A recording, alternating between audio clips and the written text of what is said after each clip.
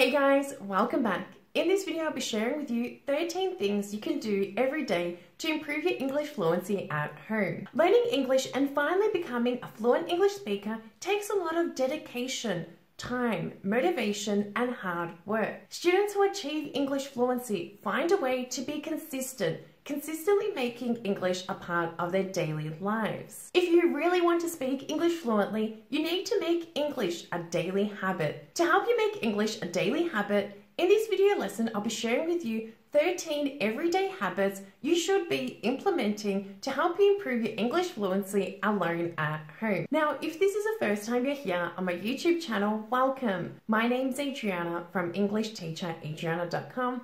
I help English learners improve their English, boost their confidence to finally speak English confidently. Make sure to subscribe to my YouTube channel, turn on notifications so that you know you get that bell when I post my next video lesson here to help you improve your confidence speaking in English. Guys, in this video lesson, there'll be many everyday habits you're most likely doing every single day. We'll go through these 13 everyday habits, how you can implement them, how you can do them in English to help you improve your English fluency. Let's begin with the first daily habit, talking about cooking. Now guys, eating food, it's something that we all need. We all need to eat, right? Now I'm sure that many of you are cooking, you're preparing meals, you're following recipes, but are you following recipes in English? If you're reading recipes, you're looking up new ideas, recipes that you can cook, try doing this in English. Food is something that we can't live without. So if you need to eat, try and look up recipes in English. It's a great way to be exposed more to the English language. Challenge yourself a little bit by learning different recipes.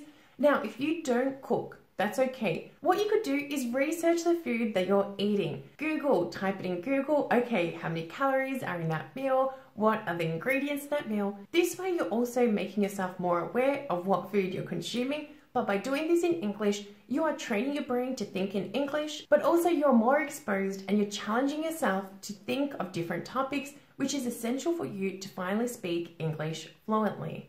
Now, maybe you don't cook, and that's okay, but I'm sure that a lot of you are worried about your health and your fitness, and you may do exercise home workouts at home. Now, exercising in a foreign language is really hard, so I do this regularly. You know, when you're sweating and you're listening to an instructor, and it's just really hard to combine these two things. So while doing a push-up and listening to a foreign language, but it's a great way for you to train your brain to think and process the English language in stressful situations. By doing a home workout, there are so many workouts here on YouTube. Search a workout, do it at home, do it in English. There's also background music, which can make it even more trickier to follow the trainer's instructions. So while you're working out, try and do this in English. It's a great way to be more exposed, immersed in the English language, but also to be processing and making English a part of your everyday life. Now, if working out isn't your thing, what you could do is meditation. Finding a guided meditation video on YouTube and following this in English. Now, meditation is great for your soul, your mind, your spirit. It's a great way, if you are doing this in English and you're following a guided meditation, to do something good for your health, do it in English. This way you are making English a part of your everyday life. Again, you're exposing yourself to the language. You'll have to be following instructions and you'll be motivated because you're doing something good for you. And at the same time, you are learning and improving your English. Now, I'm sure that many of you have a TV, right? So you watch a lot of TV, but maybe you watch it in your native language and not in English. Guys, a great daily habit for you to develop is to start watching TV shows and movies in English. By simply starting to do this, first of all, you're going to get frustrated a little bit. I understand, because this is something new.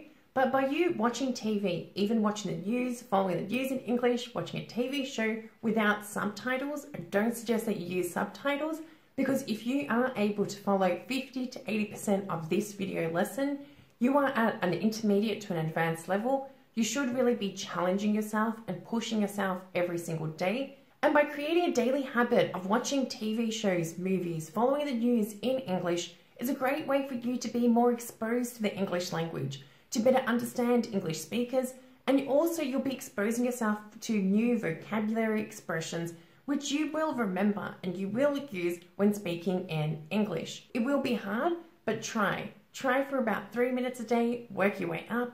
build it up to 5, 8, 10 minutes a day. You have to do this consistently. If you're not doing it consistently, it's not going to get easier. The more consistently you do it, the easier it will get. But maybe TV isn't your thing and you prefer to read.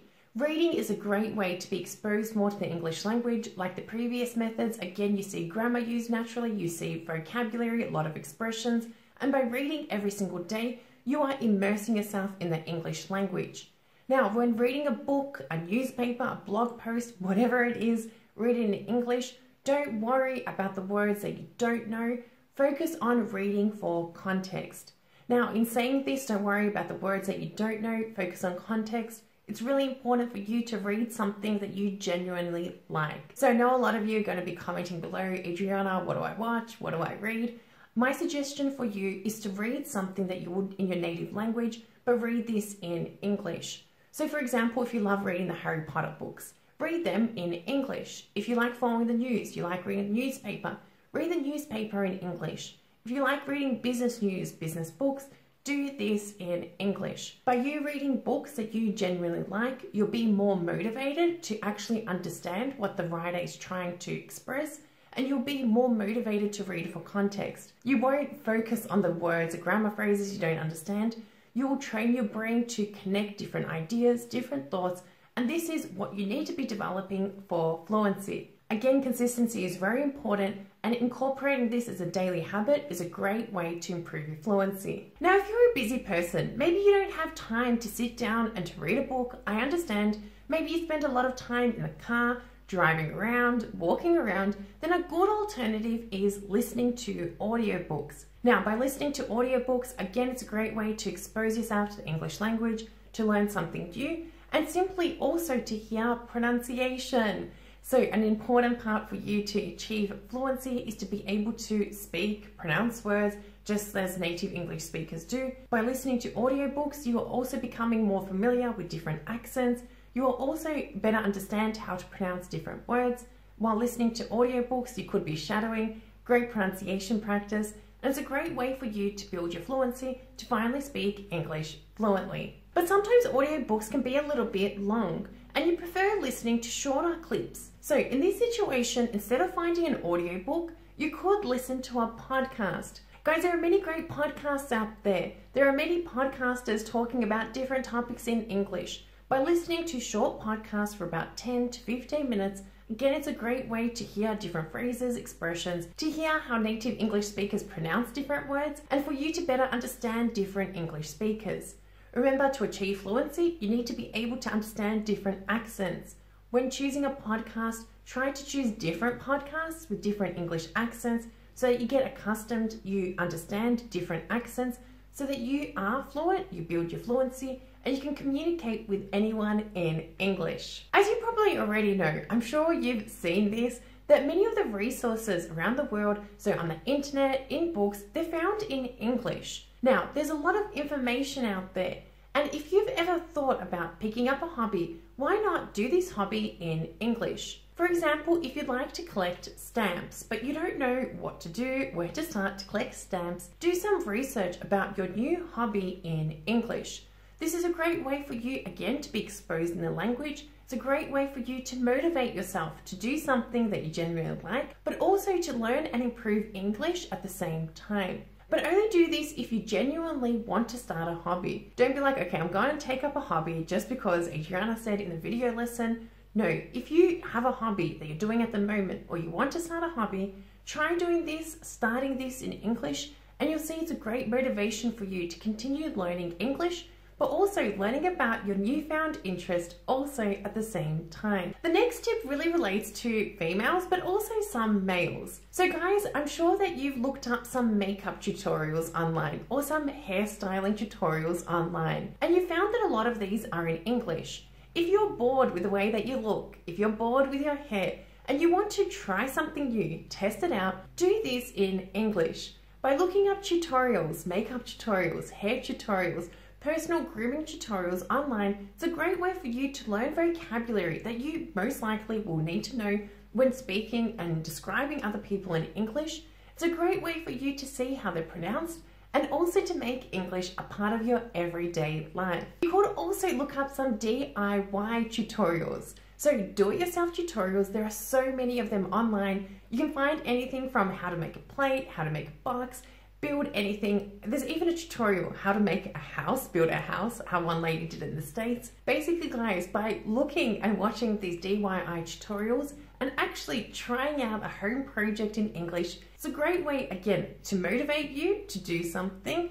So do something productive with your life, but also to learn English at the same time. Throughout these DIY tutorials, you will see a lot of opinions, some bad things that went wrong. It's a great way to take you out of your comfort zone, to challenge yourself to do something, but also to do this in English. Now, the next habit is a habit that I suggest I recommend in all my online training programs.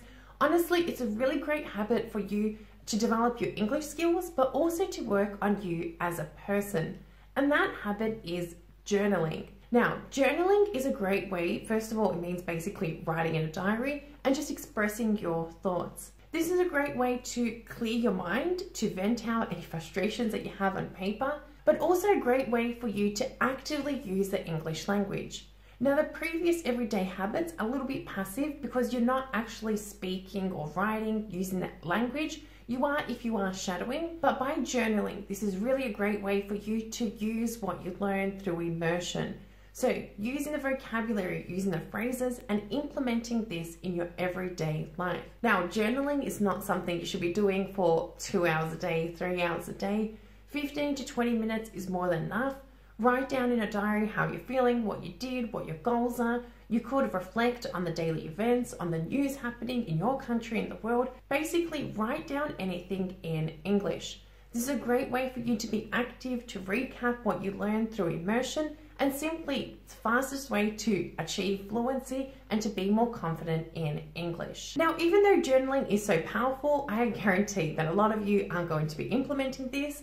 So if you really are too lazy to journal, then you could actually do some calls. So call people by speaking every single day to somebody in English. This is a great way to improve, to actively use the language, apply the vocabulary, the grammar, the phrases that you're learning through immersion, and apply that in real life conversations. I'm sure I don't need to tell you this, guys, but the more that you speak, the better that you'll get. You'll be able to identify your mistakes, see what problems you have, and learn, better understand how to improve in the future. Now, when you're speaking with people, you do not need to be speaking with native English speakers. It is great to be speaking with other non-native English speakers, provided that you are speaking in English, you're not using your native language, but consistency is important. As with journaling, it's very important to be consistent. Also with your speaking, the more speaking practice that you get, the more natural conversations that you push yourself to speak in, the better you'll improve. Now, I've noticed that those students who achieve English fluency, they have somehow involved their family, their friends. They have a support network. They have created a daily habit of creating a support network of people to motivate and to support them to consistently improve their English. Now, this finding a support network could be with your husband or your wife, with your children, basically with people that you are able to speak with in English and for you to push and challenge yourselves. Now, if your family members aren't really interested in being a support network, you can find some friends. Meet up with a friend and ask them, hey, do you want to support each other so that we can regularly practice English and use our English? By having a support network, those days when you feel down, so you don't want to be doing the other daily habits we talked about in this video lesson, they'll be there to push you. They'll be like, hey, okay, I did this today. What did you do today to improve? By you sharing with each other what you're doing to improve, you'll see that you'll be more motivated to be consistent, to do the work, so that you can go back to your friend and tell them, hey, I did this today and I feel that I'm improving. Also, guys, you can find these support networks online. We do offer this in my WhatsApp speaking club. If you would like more details about that, make sure to check out the link in the description below this video. Now, guys, I do understand that in this lesson, there are many daily habits that I've shared. Some you may have already done, some you may be doing, some you may not have even thought of. I'd love to hear from you. What daily habits are you doing at the moment from this video lesson? And what habits will you implement and try to incorporate as part of your study routine? Remember, guys, if you found this video lesson useful, please do let me know by liking this video. Like this video and subscribe to my YouTube channel. Turn on notifications so you know you get that bell when I post my next video lesson here to help you improve your English. Also, don't forget to continue learning with me by downloading my free audio guide where I share with you exactly what you need to be doing every single day to drastically improve your confidence speaking in English. Thank you for watching, thank you for being here, and I look forward to seeing you in my next lesson. Bye for now.